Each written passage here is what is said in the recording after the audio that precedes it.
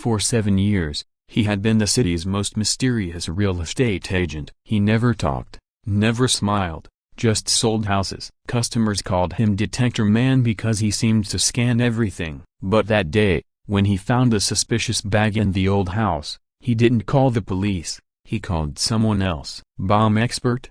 whispered the voice. And in that moment, everyone realized that this silent real estate agent was anything but ordinary. Before we continue with this powerful story of hidden expertise and silent protection, tell me in the comments which city you're watching from today. And if you believe stories like this deserve to be told, hit that subscribe button and help us honor the quiet specialists walking among us. Miller Associates Real Estate occupied a modest office on Commerce Street, wedged between a coffee shop and a tax preparation service. The agency specialized in residential properties throughout the metro area, handling everything from starter homes to luxury estates with the kind of professional competence that had built a solid reputation over 15 years in business. Among the dozen agents who worked there, Robert Hayes was both the most successful and the most enigmatic. For 7 years, Robert had been the phantom of property showings. He arrived early for every appointment, conducted thorough inspections that went far beyond normal real estate assessments,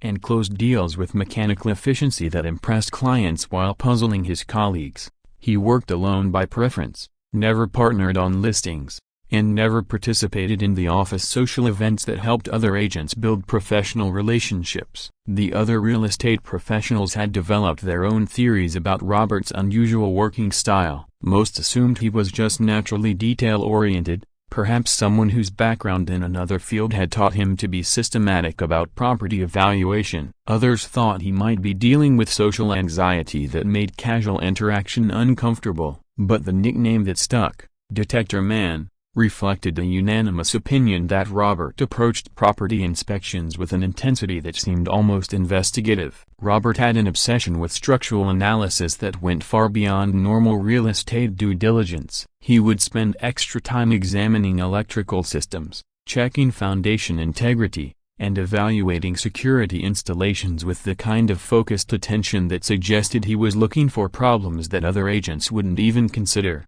During property walkthroughs, while clients focused on layouts and aesthetics, Robert would methodically catalog potential safety issues, structural vulnerabilities, and systems that might require specialized attention. But there were aspects of Robert's inspection techniques that suggested knowledge far beyond civilian real estate training, if anyone had been paying close enough attention to notice them.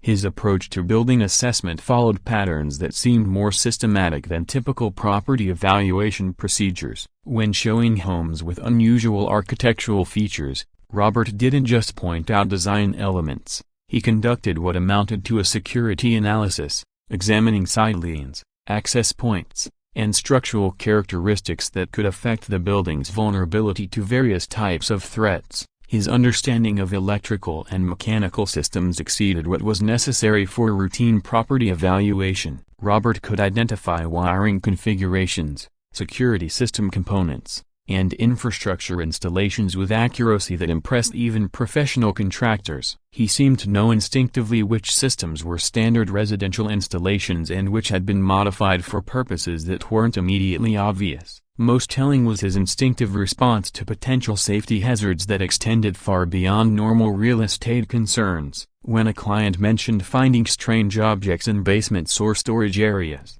Robert's reaction was immediate and professional. Not the casual dismissal of someone assuming household junk, but the focused attention of someone trained to recognize items that might pose serious threats. What none of them knew was that Robert Hayes had spent 10 years as an explosive ordnance disposal specialist with the U.S. Army's 52nd Out Group. He had defused improvised explosive devices in Iraq and Afghanistan, where the ability to analyze structural environments, identify concealed threats, and assess blast damage potential had been essential for survival. His understanding of buildings wasn't aesthetic, it was tactical, developed through years of clearing structures where hidden explosives could kill entire teams of soldiers. Robert's transition from military OD specialist to civilian real estate agent hadn't been planned. After his discharge, He had struggled to find work that utilized his specialized training without requiring security clearances that connected him to classified projects he preferred to leave behind. Real estate had seemed like a logical application of his analytical skills, allowing him to work with structural systems and building evaluation without the life-and-death implications of bomb disposal work. What he hadn't expected was how much the work would both satisfy and trigger him. After years of searching buildings for hidden explosives, there was something therapeutic about evaluating properties where the most serious problems were termite damage or faulty plumbing. But the constant exposure to unfamiliar buildings also activated hypervigilance patterns that made it difficult to tour properties without automatically scanning for potential threats. On the morning everything changed, Robert was conducting a routine showing of a 1960s ranch house that had been vacant for several months. The property was part of an estate sale, and the elderly owner's family was eager to close quickly without investing in major repairs or renovations. Robert's job was to show the house to potential buyers while honestly representing its condition and maintenance needs. The house was structurally sound but dated, with original electrical systems, aging plumbing, and the kind of deferred maintenance that was common in properties owned by elderly residents. Robert was conducting his usual systematic inspection when he reached the basement storage area, where the previous owner had left boxes of personal belongings that the family hadn't yet removed. Most of the stored items were typical household accumulations: holiday decorations, old furniture, and boxes of books and papers. But in the far corner of the basement, partially concealed behind a stack of moving boxes, Robert found something that made his blood freeze. The object was a canvas duffel bag, olive drab in color, with military-style hardware and the kind of wear patterns that suggested extensive field use. But it was the bag's weight distribution and the way it had been positioned that triggered Robert's adrenaline. The careful placement, the deliberate concealment, and most importantly, the faint electronic humming sound coming from inside the bag all suggested something far more dangerous than stored household items. Robert approached the bag with the systematic caution that had once kept him alive in environments where curious handling of suspicious objects meant death. Without touching the bag directly, he used visual inspection techniques to assess its contents and potential threat level. What he saw through a partially open zipper made his throat tighten with recognition. Inside the bag were electronic components, timing devices, and chemical containers arranged with a kind of precision that suggested someone with technical knowledge of explosive devices. This wasn't a bomb ready for detonation, but it was clearly a collection of materials that could be used to construct improvised explosive devices, the kind of components that Robert had encountered dozens of times during his military service. Robert backed away from the bag slowly and methodically, following procedures that had been drilled into him during years of odd training. He cleared the immediate area, secured access to the basement, and then made a decision that would expose his carefully hidden military background to civilian scrutiny. Instead of calling 911 or contacting local police, Robert pulled out his phone and dialed a number he had memorized but hoped never to use. The call went to a federal counterterrorism task force that coordinated responses to potential explosive threats in civilian environments. "This is Hayes," he said when someone answered. "I need to report a potential iron components cache. Location is 1247 Elm Street, basement storage area." Components appear to be stored rather than assembled, but the collection suggests someone with technical knowledge. Hayes. Robert Hayes, former 52nd OD. Confirmed. "What's your assessment of immediate threat level?" "Low for detonation risk, high for investigative priority." This looks like a supply cache rather than an active device. The conversation that followed was brief and professional, conducted in the kind of technical language that Robert hadn't used since leaving the military. Within 30 minutes, the house was surrounded by federal agents, bomb disposal specialists, and investigative teams that cordoned off the entire block while conducting a systematic search of the property. Robert found himself in the uncomfortable position of being both a civilian witness and a technical consultant. answering questions about his discovery while trying to maintain the anonymity he had cultivated for 7 years. But his background was impossible to hide once federal investigators began asking detailed questions about how he had identified the threat and why he had known to call specialized counterterrorism resources rather than local emergency services. "Your former military Agent Sarah Chen said during the initial interview.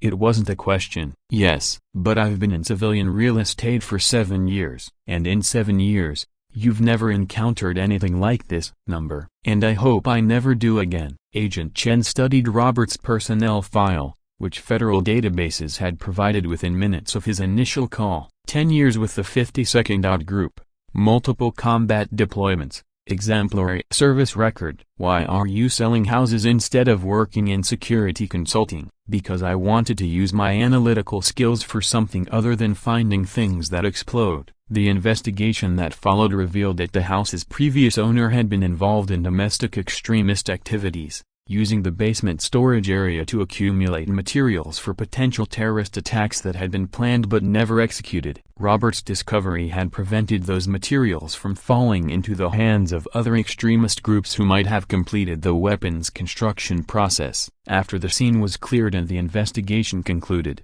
Robert found himself facing questions about his future that he had been avoiding for 7 years. Agent Chen offered him a position with the federal task force, utilizing his expertise for counterterrorism investigations in civilian environments. "You could save a lot of lives," she said. "People with your background and training are rare, and the threats we're facing require exactly the kind of experience you have." "I'll think about it," Robert replied, though he wasn't sure he was ready to return to work where his primary responsibility was identifying and neutralizing explosive threats. Over the following weeks, Robert continued his real estate career while processing the implications of his inadvertent return to work. The discovery had reminded him that his specialized training wasn't just military history, it was knowledge that could still protect people in civilian contexts where explosive threats were unfortunately becoming more common. Eventually, Robert made a decision that honored both his military experience and his civilian goals. He remained in real estate but began volunteering as a consultant for federal agencies conducting building searches in cases involving potential explosive threats. The work allowed him to use his expertise without returning to full-time bomb disposal operations. His colleagues at Miller Associates never learned the full details of what had happened at the Elm Street property, but word spread through the real estate community that Robert Hayes had somehow been involved in preventing a potential terrorist attack. The story enhanced his reputation as someone whose property inspections went beyond routine due diligence. Robert never advertised his military background or expertise,